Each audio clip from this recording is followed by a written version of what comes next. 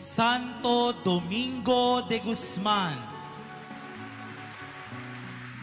Born at Calaruega in Old Castile in 1170, he became a priest with thoughts of missionary work in Northern Europe. But then he saw the dangers in the Albigensian heresy.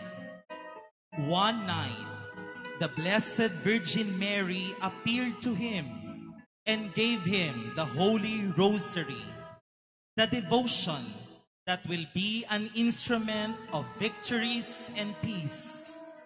He lived and preached in evangelical poverty, gathered others around him, and founded the Order of Preachers, also known today as Dominicans.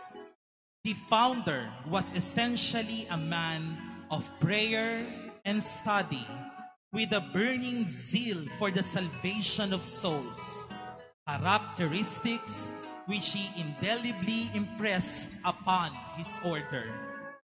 Dominic labored in France, Spain, and Italy. Consumed by work and penance, he died on August 6, 1221.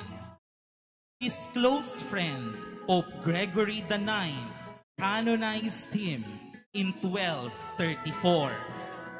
Santo Domingo de Guzman, Ipanalangin mo kami.